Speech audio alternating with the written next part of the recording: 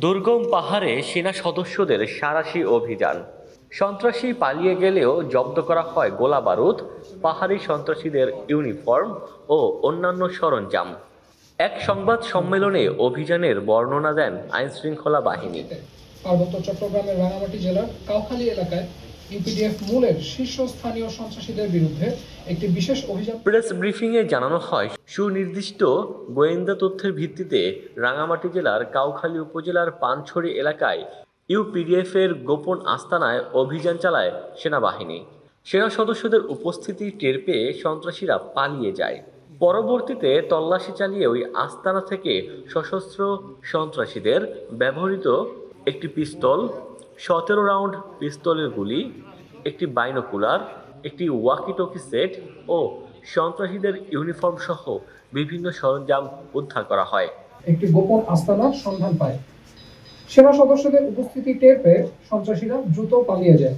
পরবর্তীতে তল্লাশি চালিয়ে উক্ত আস্তানা থেকে সশস্ত্র সন্ত্রাসীদের ব্যবহৃত একটি পিস্তল, 17 রাউন্ড অ্যামুনেশন, একটি আধুনিক বাইনোকুলার, বেশ কিছু ওয়াকি-টকি সেট, একটি হার্ড ডিস্ক, সন্ত্রাসীদের ব্যবহৃত ইউনিফর্ম, সশস্ত্র প্রশিক্ষণ সংক্রান্ত বই ও নথিপত্র এবং বিপুল পরিমাণ চাঁদা আদায়ের রসিদ সহ বিভিন্ন সরঞ্জাম উদ্ধার করা হয়।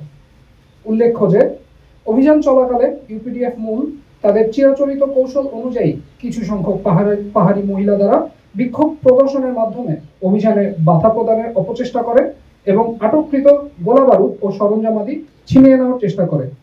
এ ধরনের উস্কানিমূলক পরিস্থিতিতেও বাংলাদেশ সেনাবাহিনী ও পুলিশ বাহিনী অত্যন্ত ধৈর্য ও পেশাদারিত্বের সাথে দায়িত্ব পালন করে পরিস্থিতি নিয়ন্ত্রণে আনতে সক্ষম হয়। আরও উল্লেখ্য যে কিছুদিন আগেই কয়েকটি পাহাড়ি সশস্ত্র সংগঠনের অস্ত্র ও গোলাবারুদের বিবিধ চালান পার্শ্ববর্তী দেশ থেকে সেই দেশের আইন শৃঙ্খলা রক্ষাকারী বাহিনী কর্তৃক আটক হয়, যা পরবর্তীতে বিভিন্ন সংবাদ মাধ্যমে প্রকাশিত হয়।